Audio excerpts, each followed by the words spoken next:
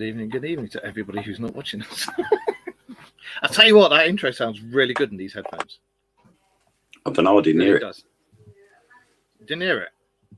It's not that one that goes like the old newsreel thing. No, that's the Prodigy one. I wasn't using the Prodigy one. I was using the with the bass on it.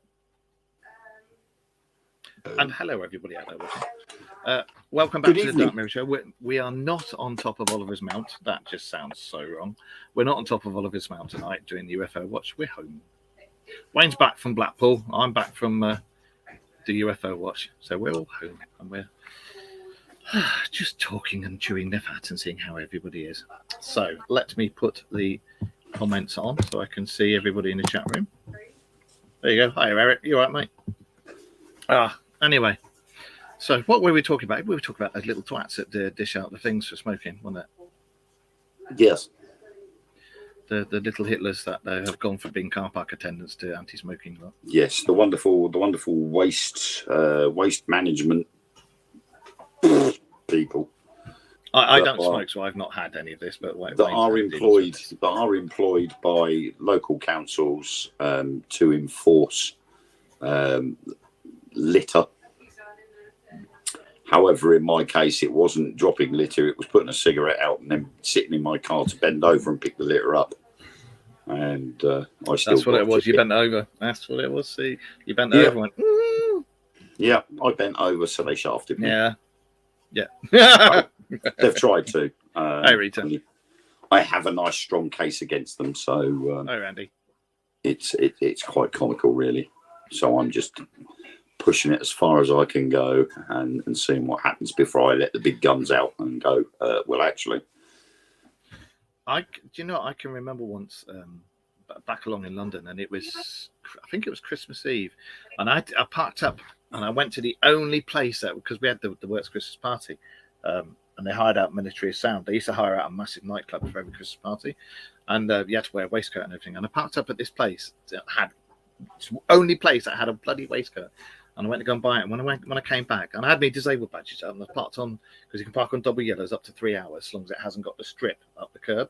And I'm parked on this double yellow, and I came back as this fucking car park attendant, and he's like trying to put a badge on me, and he's filming my car and everything. So I got my phone out, started filming him, and he's going mental because I'm filming him. And I'm like, well, you're breaking the law. He's like, no, my friend, you're breaking the law. He was like Nigerian or something. I'm like, did you tell him you were recording? Yeah, and he went absolutely ballistic. Like, well, you fucking recording, you know? I'm like, well, you're recording me. And he's like, oh, but I have to. It's part of my job, mate. If it's your job, check up the laws on disability parking, disabled badge, 2 double yellow lines, 3 hours. I can park it. No. Look it up. Never heard anything after that. Yeah. The thing is they get given this authority and they think they can do what they like. Yeah. And as soon as you confront them about it, it was like the 2 guys that approached me. They turned around and said, you dropped the litter. I said, I didn't drop the litter. As I'm explaining to you, I have an issue with my back. And it's easier for me to sit in the car and bend out of the car to pick the cigarette butt, which is what I've done, than it is for me to stand there and bend down over to pick it up. And yet they still demanded to issue the ticket. So they started giving me aggro, asking me for my name. And I went, I'm not giving you my name. And they went, why not? And I said, because I'm an alien. I told them I've got the video of it because I was recording. Aliens! I went, I'm an alien. And they went, what do you mean? And I can't remember the name of the planet, but I just said, I'm from planet such and such, Galaxy XR3/B. And he went, oh, you're very funny, aren't you? And I went, yeah, I am. And they went, just give us your name. So I said, well, I'm Bob Carolgees. They were youngsters, so they hadn't got a clue who Bob Carolgees was. Yeah. And I just turned around to him and said, I'm good friends with the man that's got an emu, Rod Hull. And that just pissed them off. And I just turned around and said, I don't understand why you're giving me a fixed penalty notice for picking up my own litter. And of course, bit of research, it later found out that you can't actually commit an offence if you're still on the scene. Yeah. And I was still sitting in my car right next to the cigarette butt, so I haven't left the scene. So how can they give me a fixed penalty notice for dropping litter and leaving the scene when I haven't left the scene? And that's my biggest argument with them. So it will be interesting, but it was quite funny. So every now and then I'll watch the video back just for a giggle. So you're completely changing the subject now. What's your take on dogmen? Woof. No, seriously, what's your take on dogmen? Because there's supposed to be some down in Cannock Chase over here, and there's supposed to be some up near around Ben Nevis as well, isn't there? Now, when you say dogmen, do you mean as in dogmen or werewolves? No. Because I get a bit confused when people say about dogmen. I think dogmen are day-walking versions of werewolves. Well, apparently not. Because dogmen can change. Dogmen are skinwalkers. Skinwalkers. They can change whenever. But werewolves can only change full moon. Full moon. So they must be like their posh cousins. Hybrid werewolves. But I definitely think the more we've done this show and the more we've gone down different rabbit holes over the various years and the more bloody research I've done. Hey, Tony. The more I think a lot of the things that we once thought were myths and stories and this, that, and the other are real. And I think there must be remnants from previous epochs, previous civilizations before the wipeout, and then we started again, because we're like humans Mark IV or whatever, and we've had our DNA altered in this. So I don't see why all these things that are supposed to be myths, why they're not left over from previous things before us, precursors, What do you guys out there think? What do you think? What do you think? Yes, you, Wayne. You. Cheers. So, yeah, what do you reckon?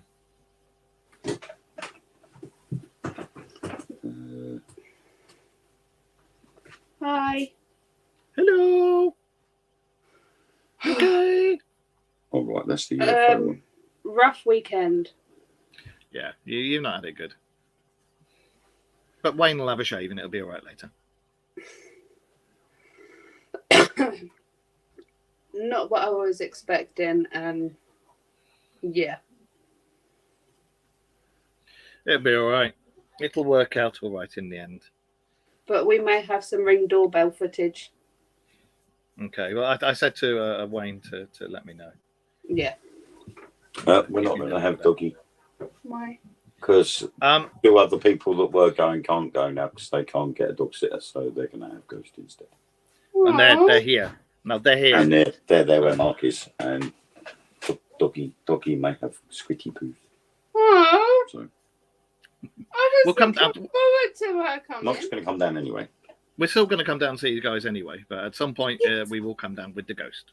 Yeah, but we've known you for years, and you've said you'll bring Ghosty down. I've looked forward to meeting Ghost. You'll meet her at some point. Shut your face. Which one do, shall we? Go on, bug off. Okay. So yes, dogmen. It originally the sightings were predominantly North America, and the same with the Bigfoot and stuff. But although over the last 2.5 centuries, there have been reports of what's called the hairy men up in the Hebrides and the islands, the real hairy islands off of Scotland and Ben Nevis. Yeah. But now all the dogmen sightings are starting to come. I've noticed, I don't know if you look on a map, but they've seemed to have come from North America and they've come into the Far East and they've spread across and then started going through Eastern Europe and then come all the way across. And now we're supposed to have some sightings in Cannock Chase and Scotland and God knows what else. And Hatfield Park, wherever that is. Hatfield Park. Yeah, apparently in 2021, terrifying dogman spotted in Hatfield Park that left a man with nightmares for years. Why does Hatfield Park ring a bell? There's Hatfield Peveril. No, Hatfield Park rings a bell. It's Hertfordshire. Well, Terry knows where it is. Apparently, it's near her. It was speaking on a new podcast when Cryptids Call, hosted by cryptozoology expert Lee Solway, when he revealed he had nightmares about creatures for years after the sightings. I don't know. It's near Terry anyway. Where do you live, Terry?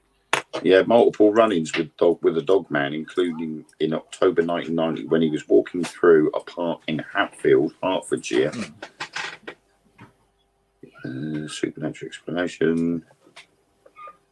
East Hull and Hornsey.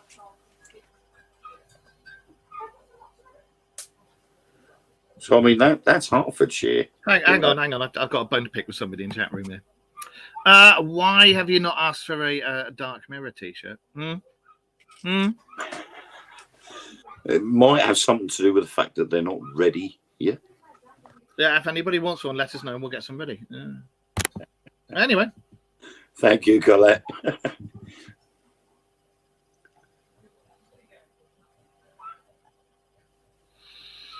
No. Well, somebody, I can't go into details because it's for a secret thing that's going to come out, but somebody I know and Wayne knows is going to go, and well, two people that we know are going to go down and investigate the Dogman sightings down at Cannock Chase. And also, if you remember, Cannock Chase is supposed to be where the black-eyed children are seen as well. Yeah. So, and again, all sorts of weird and wonderful things down there, aren't they? Well, there's always weird stuff going down there. There was an article on the 5th of June last year. Dozens of people have said their terrifying encounters with creatures lurking in the woods and prairie lands known as dogmen.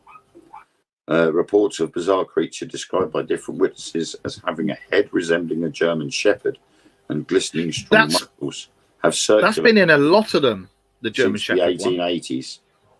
Yeah. Several people have shared their stories of encountering the creatures armed with razor-sharp claws and teeth, including park rangers, high court judges in the US and Canada. Yeah. But a lot of the sightings I've read, that there has been that report of them having like a massive German shepherd head. And I think if you listen, if people should really, really, really listen to Native Americans and listen to their stories and listen to their oral history. Definitely. Explains so much. Definitely, because a lot, obviously, with Native. Oh, sorry, if you hear a funny buzzing noise, that's my heart pressure monitor thing going off. He's actually been to ansummers.com and bought himself a little Sounds tickler. like someone started up a moped. He's got a tickler. He's trying to cut circulation off to my arm. Yeah, I mean, if you look at a lot of the Native American spiritual tales, they're all relating around animals. They all have, and of course, dogmen have tails. You see what I did there? They all have all their stories all revolve around spirit animals, and their spirit guides are all animals. That's right. So it's no surprise that if you actually look at the Native American spiritual tales, that there is a lot of connection between some of these weird creatures that are being seen and heard of today. It's not surprising. And why? And as well, at the same time, why couldn't they migrate? You know, it's like we've said about when the world was all one continent, Pangea, and they all started separating and moving apart from each other. That's what we said about and the land bridges and people going from sort of like the Asian continent and going around the top of Russia and down into the Americas. You know, it's possible because at one point of the year, Russia and Alaska are joined together by ice, which means they can be crossed. What would an Asian dogman look like? Chihuahua. No. It'd be either a chow, or it'd be a pug, or it'd be one of those Chinese crested things. Can you imagine? I'll be like that Japanese one. What was it? Akita? Yeah. Or a big Shih thing Tzu. that brings down balls. Yeah. See, and Andy said, sounds like Anubis. Somebody told me about how to summon Anubis, and I turned around and said, I need Anubis. And literally a big school bus turned up outside my house and I had to go to work. So it's like, that didn't work, did it? So, can you see those lists I sent you? Yeah. Well, I'd quite like to, because we have a lot of people in America who watch this over the week. So let's talk about Appalachian creatures that will make you disappear. What do you guys think about that? Oh God, that looks horrible. What the fuck? Oh, that's a real picture and all. Oh, that's. I'm not going to put that up in the. I'm not going to put that up in here. But can you see that picture? The top picture. Hang on, I've got to go back into it. Which one was it? The first one you sent or the second one? Second. 10 creepy Appalachian creatures that will make Yeah. you disappear. Yeah. That top picture. Well, the top picture I've got Smoke is wolf. the smoke wolf. What in the hell mutilated all of them coyotes? That's So a it looks like mutilated a- coyote there. It's a clip from Discovery, isn't it? Yeah. Well, do you want to read that legend out? Or do you want me to do it? No, I can do it. I'll do it. You do the top first one. Go on. Give it some beans. Coming in at number 10. This is the top 10 cryptids easily explained by me. No. Top 10 creepy Appalachian creatures that will make you disappear. We don't talk about our charity work, mate. No, it's all about charity. Okay. The Appalachian Mountains are a region rich in folklore and legends, with numerous tales of mysterious creatures and supernatural entities. From the Virginia devil monkey to the Flatwoods monster, the lore of Appalachia is full of cryptids and otherworldly beings that have captivated the imaginations of locals and tourists alike. These creatures have been subject of countless sightings, stories, and debates, with many people still searching for evidence of their existence. Here are the top 10 of the creepiest cryptids from Appalachia. And those ones that do the debates about the cryptids, some of them were masters in their own field, so they were master debaters.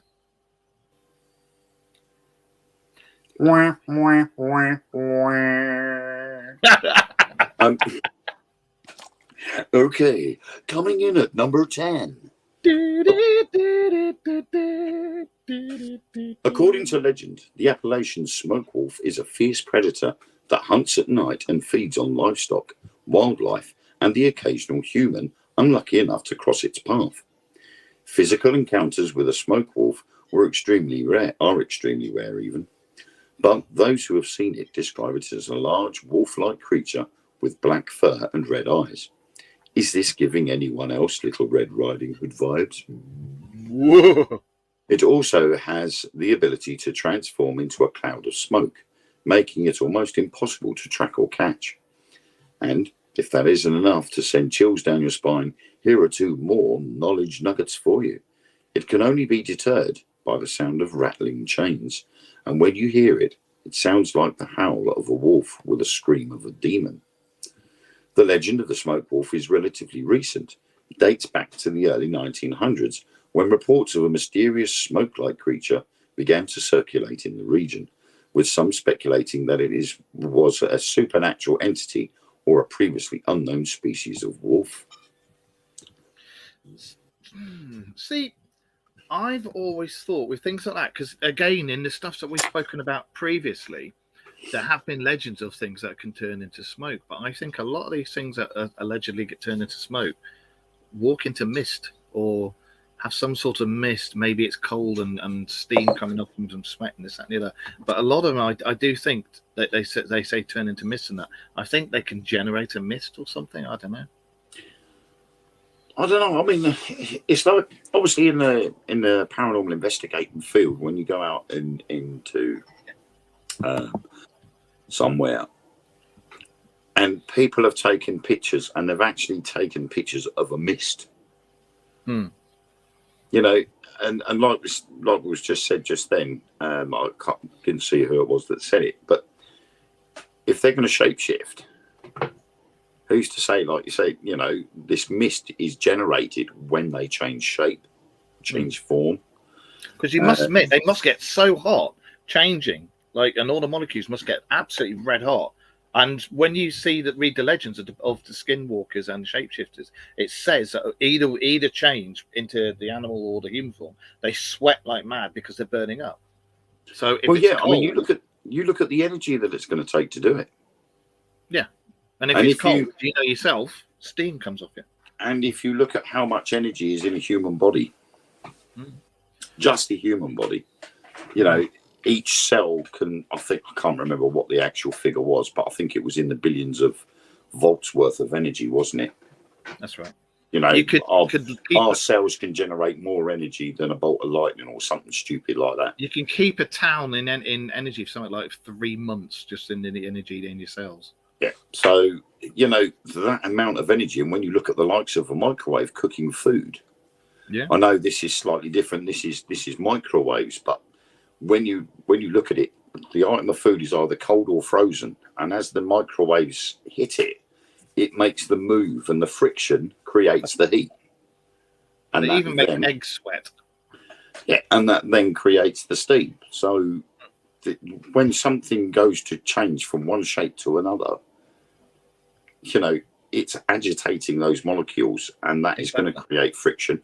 That in turn is going to create steam.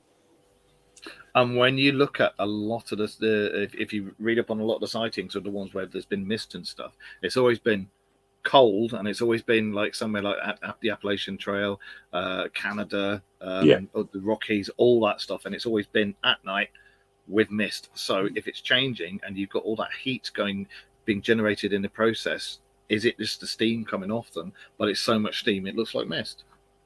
Yeah, I mean, if I saw that, I'd shit myself. You know, fuck that. If I saw a dog, I'm out of there. I'm gone. I think pretty much most people would have done if they'd have seen sort of this German Shepherd-shaped head on this human body, and all of a sudden it all started steaming up and then just disappeared in all this mist. You'd be like, yeah, see ya. I'd be like, ladies and gentlemen, Jesse Owens. And for my next trick, yeah, you'd see me disappear in a cloud of mist as well, but it'd be brown mist. Yeah. So yeah, I again, it's all of these cryptids. They're all falling under the same banner, and it's the fact that they haven't really been seen that much. Yeah, but I don't think they'd want to be, because it's like we say about aliens. If aliens were come down to Earth, you can guarantee there's going to be a group or some groups of people.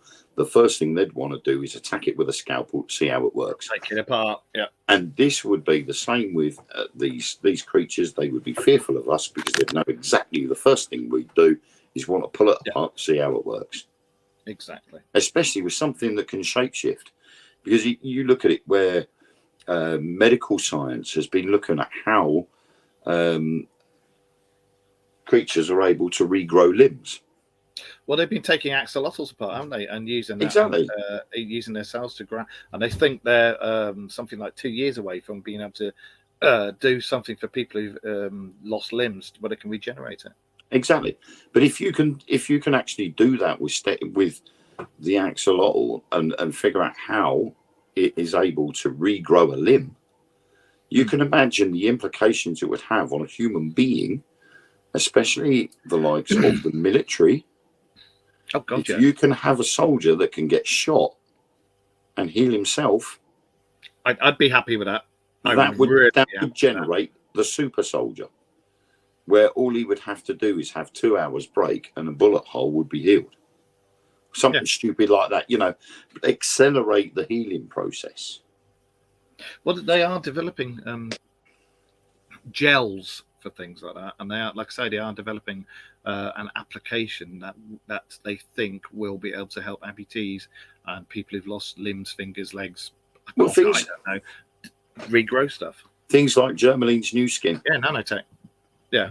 Germaline's new skin, that is amazing stuff. Whenever I've cut myself or anything, I've put some of that new skin over the top. Yeah, it hurts like a bitch when you first put it on, but after a while, I've healed up pretty quickly after putting that on. I've just realised something. Universal Soldier when you watch the film, now they're dead and they get brought back, and when they've been brought back, they generate lots and lots of heat, and they're always sweating. And when they go in the cold, the steam comes off. Yep. They overheat, don't they? That's right. And they have to go into like ice baths and stuff to cool down, don't they? Yep. Just the same as athletes do when they're finished doing their training sessions or doing their races. Straight into an ice bath when they're finished. Yeah. Footballers, rugby players. Yeah, but with your luck, you turn into a lizard man. It's nice to know who your friends are. Fuck you, Eric. Fuck you. Shall we read number 9? Number 9. Number 9 is the Silver Giant. Oh. Right. The Appalachian silver giant is a creature from the folklore of the Appalachian region of North America. And I've got an advert in the way that I just need to move because I can't see this mask better. According to the legend, this massive humanoid creature has shaggy silver fur and eyes that glow in the dark. So basically a general description of all dogmen. It is described as being almost 10 foot tall and weighing over 500 pounds. That's 227 kilos, making it incredibly strong and agile. Jesus, that's big. Silver giant and the silver giant is, can you imagine the size of the turds those things must drop? Jesus. Anyway, I've got a white German Shepherd, as you know, Ghost, because she's famous on here. She does them like that. Can you imagine a 10 foot tall German Shepherd? It'd be dropping a mini. The silver giant is said to be a solitary predator that hunts in the mountains and forests of the Appalachian region. It feeds on livestock, wildlife, and sometimes humans. Its strength and speed make it a formidable opponent, and those who have encountered it describe it as a terrifying and awe-inspiring sight. Due to its fearsome reputation, the Appalachian silver giant is often portrayed as a creature to be avoided at all costs. You're fucking damn right. Many believe that encountering the silver giant is a sign of impending doom or tragedy. Yeah, you think as soon as you see it, you're dead. And some legends suggest that it can only be defeated by powerful magic or divine intervention. The legend of the silver giant is relatively recent, dating back to the mid-20th century. And some speculate that those previously unknown species of primate, I was thinking now, or mutated bear. Many people in the region still believe that the creature's lurking in the forests and hills around them. Now, that one's interesting because I've heard that before. And it's the same height as all the Bigfoot, skunk ape, Yeti, Yowie, all those sightings. It's around about the same height, and it's around about the same height of the Gigantopithecus. What do you think? Gigantopithecus, the last great ape. Yeah. Because my theory about all the Yetis is they are related to Gigantopithecus. The problem is now we've started reading all of these things. I'm starting to. There's a thought evolving in my head, and it's taking over, and it's blocking out everything I'm hearing, and my imagination is going absolutely apeshit. Simply because we're reading a top 10 of weird creature sightings, but from one location. Yeah. So it's 10 from just one part. Different creatures from just one area. Well, the Appalachian Trail and the Appalachian Mountains is a massive, massive place. It goes on for hundreds and hundreds of miles. Yeah, it's a big place, but 10 creatures. You know, I don't think in the UK anybody has actually said that there is 10 odd creatures in the UK that have been seen. But are some of these the same thing? Exactly, and this is where we're getting the shapeshifters coming in. And yeah, exactly. I've just noticed the next one. A lot of these things and these animals that people have been seeing are all going back to Native American. Yes. Folklore. Yeah, definitely. That's an interesting one, though, actually. I'll let you read that one. What, the Raven Mocker? Yeah. I think dogmen all come from either the same evolutionary branch that we have not discovered yet or don't know about, or they come from the same spirit realm that the Native Americans know all about, or they come from elsewhere, but they're all the same branch of whatever the genus they come under. Do you know what I mean?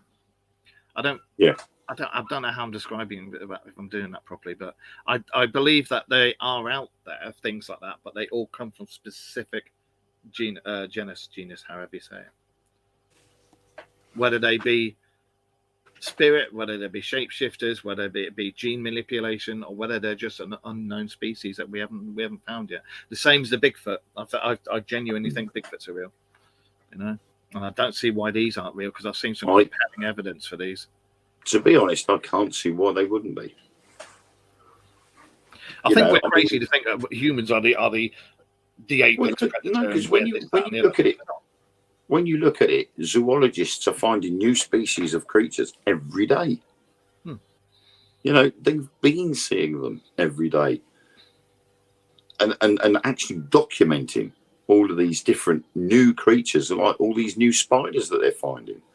You know, there must be a couple of new species discovered every day. And right, yet, take it easy, mate. And yet they've been around for God knows how many thousands of years. But now have only just been discovered. They've kept out of the way all this time. And now only just. All of a sudden gone, hello, take notice of me. Yeah. You haven't seen me ever before. And yet I've been around for hundreds of thousands of years. So why? You know, why can't Bigfoot be real and Sasquatch be real? It's just that solitude, you know, they like to live in solitude. They like to live out of the way. And if I was going to be like that, the last thing I'm going to do is go near any civilization that might mean me any harm. Yeah, exactly. So you would stay out of the way. For those of you who are new to the show, and for those of you who've followed it, you know, for the last 10 years or so, we've always said, and we said it at the beginning, for every single legend, every single myth, every single tale, every single oral tradition that's passed down, there had to have been that original spark right at the very beginning that started that story, that myth, that legend. And it's that spark that we're interested in. And Eric, yeah, I know what you mean by genome, but the genus is the family group. That's what I was trying to talk about. I'm sorry, what's going on here? Sorry, Ellen made herself a cup of coffee and didn't think to make me one. Oh, fuck you, Ellen. Fuck you. So as a result, I've got to take some more Coke. Freeway Coke. Fuck you, Ellen. Fuck you. Literally called Freeway Coke. Oh, easy. No, it is. It's Freeway Coke. Look. Yeah, I like your Let's mate. have a freeway. Not three-way. Anyway. People sorry for the breaking subject there. People have reported orbs where Bigfoot appears and disappears. I've heard that, and they're supposed to be like masters of camouflage, aren't they? The reports of them, and I've seen some very interesting videos of when they just go back into the bushes and trees, and it's bizarre because it's almost like an adaptive camouflage system that they have. And some of them, there's supposed to be reports of lights and orbs that come off them.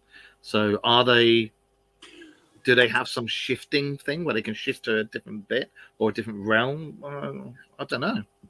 Or are they portals? Yeah, that's what I mean by shifting to a different place.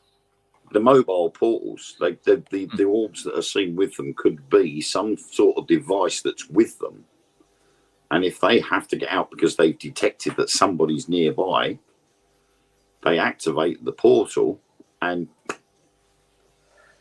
because a lot of the cases where they have been seen, sometimes these Bigfoots and Sasquatches, Yetis and whatever, they've been seen 1 minute and then they've just completely gone.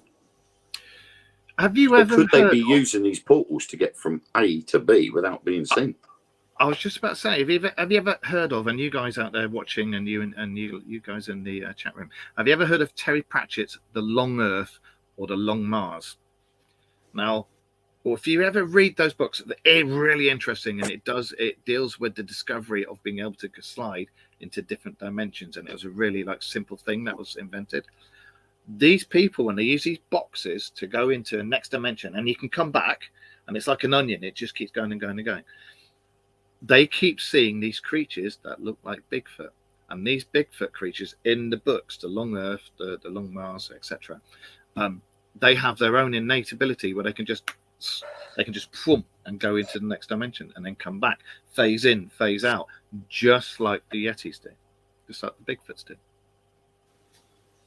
Is that where he got it from? He studied that and went, do you know what? Because Terry, I mean, I've been to one of Terry Pratchett's readings years and years and years ago. Such an interesting guy. The things that he used to go that were in his head and that.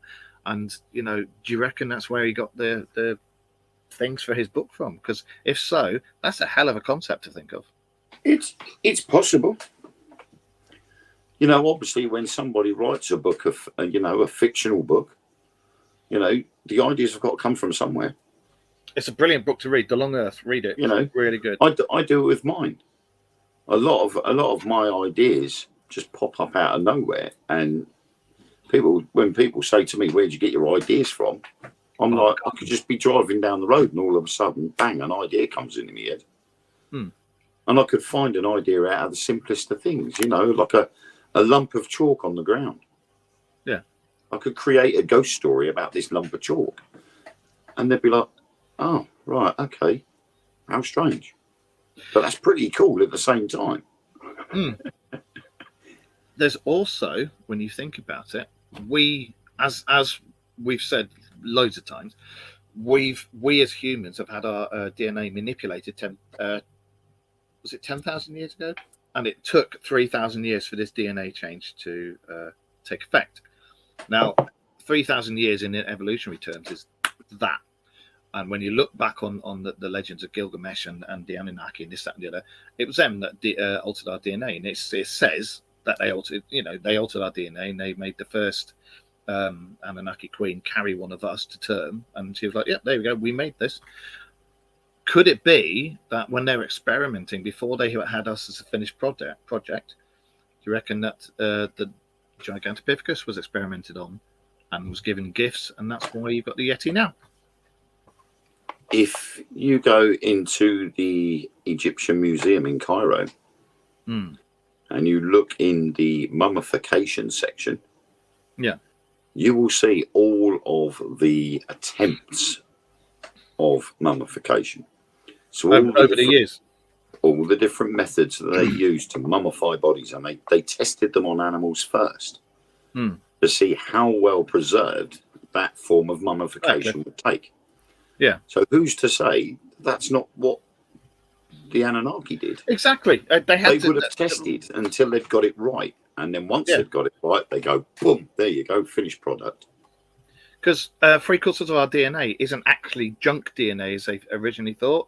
It's just DNA that's been capped, so we can't access it yet. Same as our brain. We don't use 3/4 of it yet. We do it in everyday life. When we're baking a cake and we put it in the oven and it doesn't come out right, we have to look at why it didn't come out right. Was it too hot? Was the mixture too wet? You know, or was it too dry? And then the next time you make it, you do it slightly different. You either change the temperature, put less water in or more water, whatever way, until you've perfected that cake. And that was the same thing with mummification process. Until they'd actually got the quantities of the mixtures right and the process was done perfectly, it was all a case of testing it to see whether it would work. I reckon we're on to a winner tonight. We're cracking everything tonight in this show. It's weird, isn't it? But we've gone from the Appalachian Mountains to baking cakes. Yeah, well, it is the Dark Mirror Show. It wouldn't be the Dark Mirror Show if we suddenly didn't go down a rabbit hole and talk about something. You know. Should we talk about birds now? Yes, let's talk about birds. The raven mocker.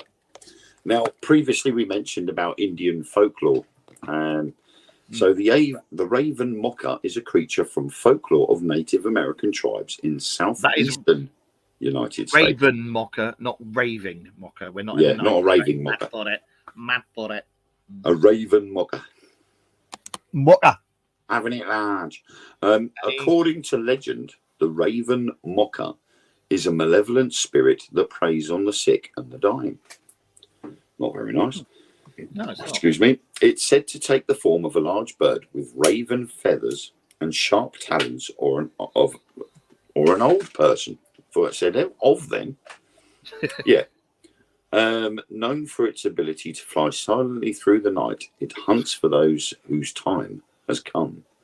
Once it finds its prey, it uses its powerful magic to drain their life force and prolong its own existence. The legend of the raven mocker is believed to have originated from the fear and superstition surrounding death and disease in traditional Native American cultures, including the Cherokee, Creek, and Seminole. It was a way, something like that, Semolina. It was a way for people to explain the mysterious deaths of loved ones and understand the power of sickness and death. Today, the raven mocker is still regarded as a dangerous and malevolent spirit in many Native American communities. Its legend continues to be passed down from generation to generation. Some believe that encountering the raven mocker is a sign of impending death or tragedy, and many traditions and rituals are still practiced to protect against its dark magic. So basically, that's death with feathers. Yeah, and it's an energy vampire. Yeah. It's an energy vampire. It feeds on your life force. So, it literally, it knows when somebody is injured or dying, and like death does, it comes calling and goes, it's time for you to go. I'll take what's left of your energy. Thank you very much. Off we go. So it's... What's the word? It's the carrion eater of the spirit world. Basically. Yeah. See, now, this is something we spoke about 3 years ago, I think. Energy vampires. We did a whole show about it. Yeah. And people are saying, oh, I don't think it's real, don't think it's real. Now, I had a compelling argument with somebody in the paranormal field a long time ago, and they were talking about energy vampires. And their argument was, have you ever seen anybody or walked near anybody or had anybody come up to you and they've bumped into you by accident and they've gone, oh, I'm really sorry, and walked off. And then all of a sudden you've gone, ooh, and you're shattered, or sometimes you've just had to lean against the wall and you're like, what the fuck? I'm absolutely knackered. Jesus. That is an energy vampire taking just enough. I've seen people that were, I've been out places and I've seen someone and they've looked really sort of energetic and raring to go. Saturday night, for instance, talking with people and they're raring to go, they're raring to get on the investigation. And then literally within an hour and a half, they've come back into the room for a cup of coffee and they're loading up their coffee cup with sugar. And they're like, I feel so drained. I'm absolutely shattered. And at one stage, even I was doing the same thing. We were on our third vigil. We were waiting for the end of the evening to go home. And I'm sitting there and we were doing, we had the Estes method running. And if anybody knows the Estes method or doesn't know the Estes method, it's basically like a sensory deprivation experiment where you have white noise or an SB7 rotating in your ears. Yes, and I've done that. Yeah, a blindfold or light goggles. And the group we were with had light goggles, and it was projecting an orange light on their face. And we were asking questions, and then the person would repeat words that it hears in the earphones. And when we started the experiment, I was full of beans. I was quite excited by it because I do like the Estes method. It's quite Hi, Bill. interesting. And then all of a sudden, I wanted to go to sleep. I felt absolutely shattered. Yeah. But then at the end of the night, when it was time to go, I left the premises. So I had literally come out of the area. Yeah. It was right as rain again. And I ended up finding myself at McDonald's buying a big tasty. Well, that's See, that's another evidence of some sort of energy vampire. Although there's spirits around, they use your energy, so they are Yeah. a type of energy vampires if you want. Lynn, that about cats snuggling up to babies and sucking their breath out of them until they die. I've seen several experiments that have been done about that, and I've got 3 cats myself, and I've had cats over the years. And Bill's spot on with that. It's because of the milk on the breath; they smell the milk. And the other experiments I saw that they concluded, they smell the milk on the little one's breath. And No, I'm not seeing no comments. That's all. Oh right. Hang on. You're not putting them on the screen, so I can't react. That's what Lynn said. I have heard of that, but not just not just babies. The experiments I've heard of cats standing on people's chests and breathing the life force out of their mouths. I've heard of but that it's on not the just dying. been babies. Yeah, I've heard of that on the dying, but the experiments I've seen when they did that with cats, it was just because it was the warmest place, and that was why they thought they did it. But I have heard of cats doing that on the dying, and it's in, I think it was Egyptian legend.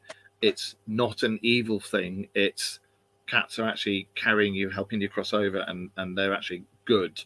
Not Well, bad. that's why the Egyptians referred to cats so much, weren't they? They were like, worshipped a lot, weren't they? Yeah, they were revered. So I think what we'll do, we shall do 2 more, because this is a really good one, and we could do the other 5 next week, because this is Next really week. good one. Yeah. Yeah. And then we've got some more ones. What we got here, the devil monkey. monkey. The devil monkey. I think I'm going out with the devil monkey. I'm sure the devil monkey's name is Rachel. Anyway. Oh, I hope Rachel's not watching. The Virginia devil monkey is another creature from the folklore of the Appalachian region. According to legend, the devil monkey is malevolent and dangerous and preys on humans. The devil monkey is said to be a medium-sized 3 to 5 foot or 1 to 1.5 meters tall, ape-like creature with powerful legs, 3-toed feet with sharp talons, and a thick tail.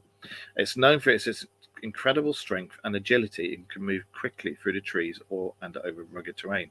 I've got something to say about this in there. The legend of the Virginia devil monkey supposedly originates from sightings of unknown primates in the Appalachian region. The creature's ferocity and viciousness quickly became the subject of local folklore, with many claiming to have seen the devil monkey attacking and killing livestock and humans. Have you heard of Orang Pendek? No, I've heard orangutan. I've heard of a poop deck. You got orangutan and you got Orang Pendek. Now, orangutan means old man in the forest, and Orang Pendek literally it translates as small old man or little old man. These Orang Pendeks that are supposed to be in Borneo, Vietnam, Cambodia, and those areas of Asia.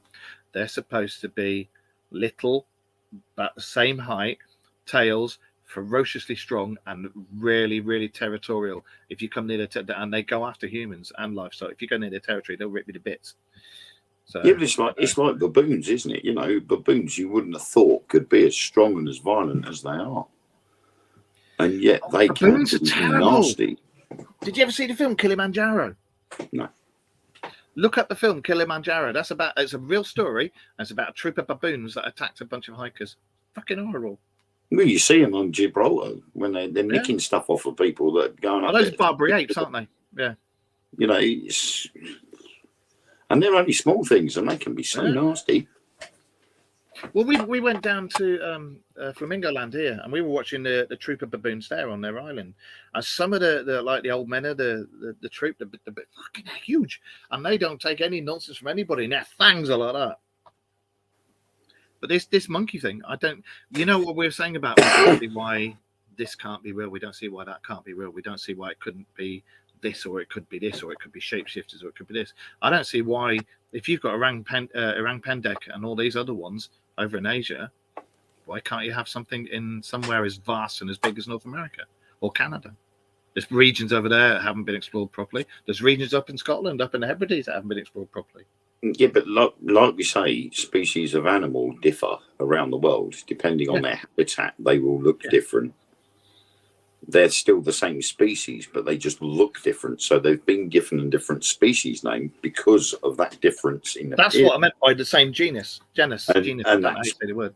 And that's what we've done with the likes of Bigfoot, Sasquatch, Yeti, Abominable Snowman, they're roughly the same species, but they're just different breeds of the same species. Exactly. So who's to say that this, the Virginia devil monkey is just not a different species or a different breed of a species that's known to that area? Its evolution has just changed for that particular breed. Or is it a Bigfoot's asshole teenage kid with a tail? Yeah. Why not? Oh, it could be it one wasn't of a these. tail. It was just really gifted when it was born. It could be a millennial Sasquatch. Millennial Sasquatch with a huge knob. Yeah. There you go. No, Dad, I don't want to be a Sasquatch. Oh, I hate you, Dad. What am I going to shave my balls for? I'm coming out the closet, Dad. Oh my God, can you imagine that gay Sasquatch after you? Oh my God, that's a Spookadoria. Oh, yeah. Yes, you know it is. No, yes. That can get out of my head. I don't want that one. You wake up and you're inside this cave and there's a tub of I can't believe it's not butter next to you and your trousers are gone. You're fucked. Anyway. And the sweet smell of lavender wafting through the air. It puts the lotion on its skin or it gets the hose again. Do you want to read the Dwayal? This will be the last one. And oddly enough, the Dwayal. Oh, brilliant. Oddly enough, we've gone right the way full circle back to a dogman. Yep. The Dwayal is a creature from Appalachian folklore, specifically Maryland. It is said to be a large wolf-like creature with shaggy fur. Oh, sorry, I should have done it. Shaggy. Fur, sharp teeth, and glowing eyes. Starting to sound like a familiar image, right? Yep. The legend of the Dwayal dates back to the early 20th century, when reports of a mysterious wolf-like creature began circulating in the region. Some believed that the beast was a werewolf, while others speculated that it was a previously unknown species of animal. According to legend, the Dwayal is the enemy. What? Oh my God. According to legend, the Dwayal is the enemy of the Snallygaster, an entry later on our list. So we'll read that. Watch out for that next week. Know about this. Yes, it is known for its incredible speed and agility, and is said to be able to move quickly through the forests and the Blue Ridge Mountains. Despite the many reports of the Dwayal history from University of Maryland students, there is no concrete evidence of its existence. Some believe that the creature is simply a legend, while others believe that it is a real but elusive predator that is still roaming the wilds. Just like Bigfoot and Sasquatch. Yeah. I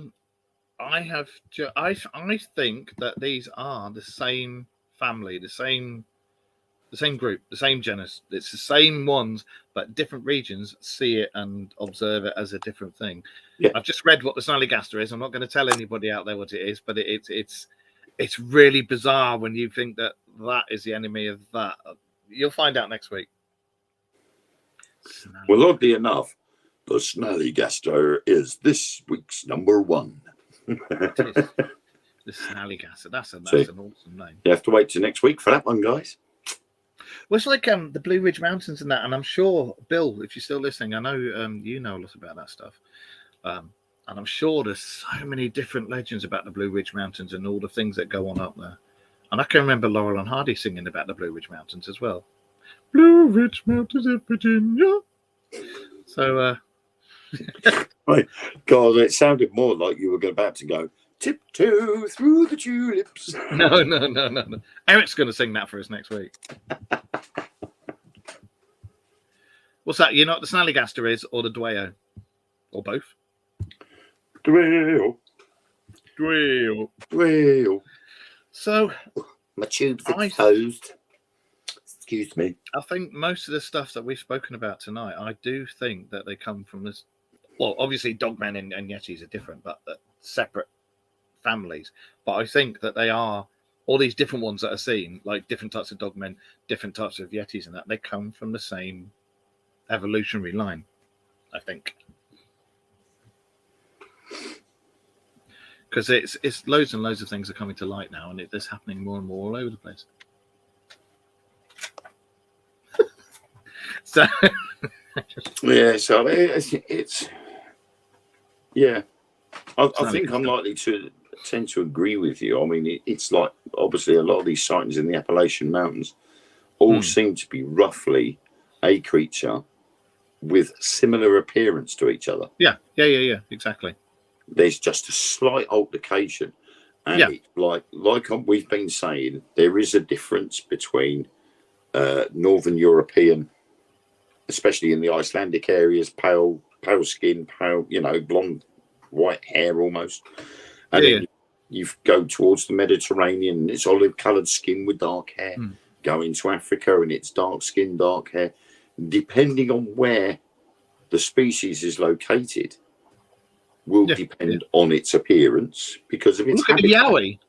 Look at the Yowie, the Australian Bigfoot, and the one main difference with the Yowie is it has a portable barbecue it takes with it all the time. Yeah, I love shrimps. It does. And he goes, which translated is put another shrimp on the barbie, mate. Still gonna have a shrimp on the barbie, mate.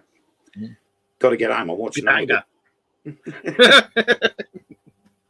I've started watching that again on Amazon Prime. What, Neighbours? I'm sad. I watch it. I'm a bit annoyed that Amazon Prime haven't shown every episode, though. I went right back to the very first episode, and each season it was like 20-odd episodes missing. There was some DNA that was found. There was some hair found twice, I think it's happened.